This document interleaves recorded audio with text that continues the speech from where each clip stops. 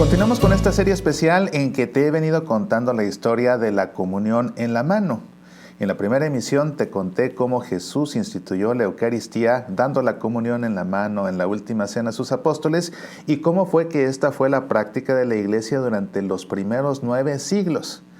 También te conté en la segunda emisión cómo en el siglo IX, en el Concilio de Rouen, en el año 878, fue que se estableció la comunión en la boca como la práctica oficial a partir de ese momento. En esta emisión te contaré cómo fue que nuevamente se adaptó en la Iglesia la práctica de la comunión en la mano. Fue en mayo de 1969 que la Congregación para el Culto Divino emitió la instrucción Memoriale Domini sobre el modo de distribuir la comunión. En esta instrucción dirigida a las conferencias episcopales, se les da la facultad de introducir la práctica de la comunión poniendo el pan consagrado en la mano de los que comulgan. El documento admite que este era el modo normal usado en la antigüedad. Vale la pena conocer el texto completo de esta parte de la instrucción. Dice así: este modo de distribuir la Santa Comunión, considerando en su conjunto el estado actual de la Iglesia, debe ser conservado no solamente porque se apoya en un uso tradicional de muchos siglos, sino principalmente porque significa la reverencia de los fieles cristianos hacia la Eucaristía. Este uso no quita nada a la dignidad personal de los que se acercan a tan gran sacramento, y es parte de aquella preparación que se requiere para recibir el cuerpo del Señor del modo más fructuoso.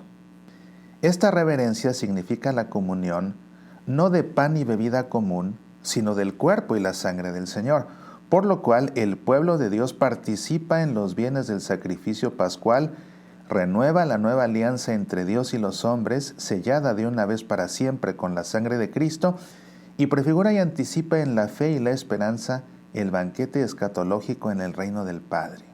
Por lo demás, con este modo de obrar, que se ha de considerar ya común, se garantiza con mayor eficacia la distribución de la Sagrada Comunión con la reverencia, el decoro y la dignidad que convienen, para alejar todo peligro de profanación de las especies eucarísticas en las que de modo singular el Cristo total e íntegro, Dios y hombre, se halla presente, sustancial y permanentemente, y para tener finalmente con los mismos fragmentos del pan consagrado el cuidado diligente que la Iglesia ha recomendado siempre. Porque si dejas caer algo, piensa que es como si lo perdieses de tus propios miembros. Esta instrucción aporta además los resultados de la consulta que se hizo a cada uno de todos los obispos católicos sobre la eventualidad de cambiar la práctica tradicional introduciendo la comunión en la mano. La instrucción admite la posibilidad de introducir la nueva práctica y confía a las conferencias episcopales el encargo y el deber de examinar las circunstancias peculiares, si existen, pero con la condición de prevenir todo peligro de que penetren en los espíritus la falta de reverencia o falsas opiniones sobre la Santísima Eucaristía, como también de eliminar con todo cuidado otros inconvenientes. Inmediatamente, las iglesias de Francia, Bélgica, Holanda y Alemania introdujeron esta modalidad de recibir la comunión también en la mano y que había sido pedida desde hacía mucho tiempo por muchos fieles. Otras iglesias la siguieron después. La instrucción Memoriale Domini fue acompañada por una carta anexa de la Congregación por el Culto Divino en la que se daban normas concretas sobre la modalidad de recibir el pan eucarístico en la mano. Son las siguientes. 1. La nueva manera de comulgar no deberá ser impuesta de modo que excluya el uso tradicional. Lo importante es que cada fiel tenga la posibilidad de recibir la comunión sobre la lengua, al modo tradicional, y al mismo tiempo otras personas puedan recibir la hostia en la mano. En efecto, las dos maneras de comulgar pueden coexistir sin dificultad en la misma acción litúrgica. Así, nadie encontrará en el nuevo rito una causa de turbación a su propia sensibilidad espiritual hacia la Eucaristía, y también este sacramento, que por su naturaleza es fuente y cauce de unidad, no se convertirá en ocasión de división entre los fieles. 2. El rito de la comunión dada en la mano del fiel no deberá ser aplicado sin discreción.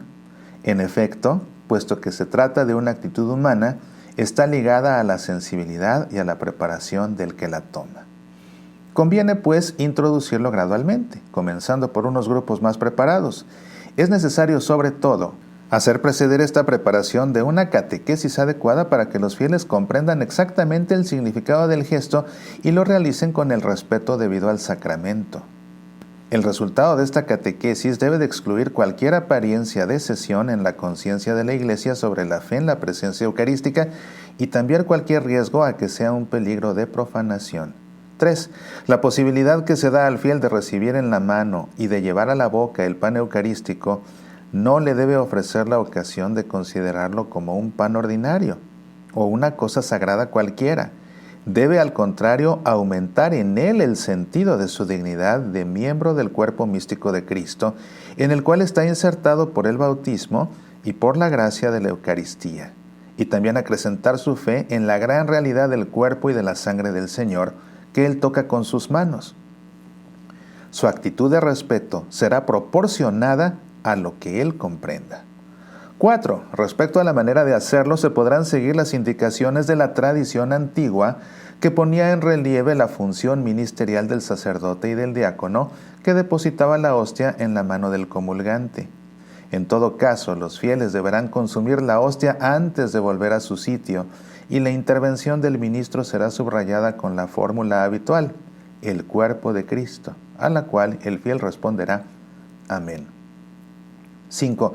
Cualquiera que sea la forma adoptada, póngase atención en no dejar caer ni dispersar los fragmentos del pan eucarístico, así como tener una actitud conveniente del gesto con las manos, según el uso de los diversos pueblos.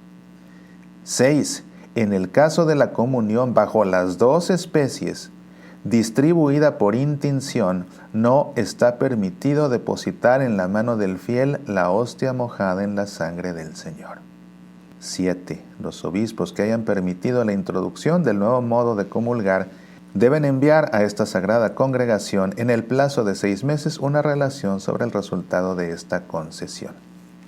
Así pues, fue con esta instrucción de 1969 que la Iglesia vuelve a permitir la práctica de la comunión en la mano. En resumen, Cristo instituyó la Eucaristía dando la comunión en la mano, a la usanza de la fracción del pan ácimo en el ritual de la cena de Pascua judía. Así lo hicieron los apóstoles después con las primeras comunidades cristianas y esta fue la práctica de la Iglesia hasta el siglo IX. Hasta esas alturas se podía comulgar con pan con levadura o con pan ácimo. De ahí también que se distribuyera la comunión en la mano porque era más fácil entregar un trozo de pan con levadura en la mano que colocarlo en la lengua. Fue en el siglo IX que la Iglesia formalizó la práctica exclusiva de recibir la comunión en la boca. Una de las razones era que a partir de ese entonces era requisito obligatorio consagrar pan ácimo y era más fácil depositar las hostias sobre la lengua que sobre la mano, lo que antes no era posible con el pan con levadura. La práctica de comulgar únicamente en la boca perduró desde el siglo IX hasta nuestros días. Fue entonces en 1969 que la Iglesia adopta nuevamente la práctica de la comunión en la mano tal como sucedió durante los primeros siglos del cristianismo, y esto como una forma alternativa a la comunión en la boca que sigue siempre vigente. Hay que recordar que en este tiempo de pandemia, los obispos que tienen autoridad en materia litúrgica en sus diócesis, autoridad que les confiere la Constitución sobre Sagrada Liturgia Sacrosanctum Concilium en el número 22, parágrafo 1, y el Código de Derecho Canónico en el canon 838, parágrafo 1. En virtud de su facultad, como obispos, han podido disponer, si así lo consideran prudente, que la distribución de la comunión se restrinja únicamente a la mano. Es tarea nuestra como buenos hijos de Dios y como buenos hijos de la Iglesia escuchar y obedecer a nuestros pastores y comulgar de la forma que ellos nos indican. Tenemos que recordar que además que es obligación nuestra obedecer a las autoridades eclesiásticas en materia litúrgica, tal como indica la instrucción Redemptionis Sacramentum en el número 7. Todos deben ajustarse a las disposiciones establecidas por la legítima autoridad eclesiástica, en este caso, nuestros obispos.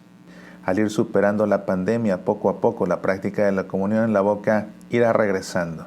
Por lo pronto sepamos que la comunión en la mano es una práctica que pertenece a la tradición de la Iglesia, que no es sacrílega, que es prudente y que en todo caso lo único que hace sacrílega una comunión, ya sea en la mano o en la boca, es recibirla en pecado mortal. Recuerda que la forma correcta de recibir la comunión en la mano es, en primer lugar, hacerlo en estado de gracia, en segundo, hacerlo con reverencia, en tercero, colocando la palma de tu mano derecha debajo de tu mano izquierda, la cual debes ahuecar para hacer una especie de cuna o de trono para que ahí se deposite la hostia, y después con tu mano derecha tomar la hostia y depositarla en tu boca. Siempre debes tomar la hostia y depositarla en tu boca mirando de frente hacia el altar, no caminando hacia tu banca. Después de comulgar, revisa por completo que no haya quedado ninguna partícula de la Santa Hostia ni en tus dedos ni en tus manos. De ser así, con tu lengua consúmela con discreción y reverencia. Soy Mauricio Pérez. Estas son Semillas para la Vida.